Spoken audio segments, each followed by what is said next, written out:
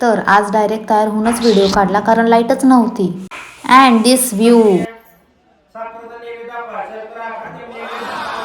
आणि हे मी first time बघते. तुमच्या इथं पण असं होतं का? मग सगळं आवरून चाललो आम्ही घरी. मैं थोड़ा हे हु ज ये व मग मला दिसले हे कोरफड उर्फ ॲलोवेरा. यह सौंदर्य का खजाना है भाई.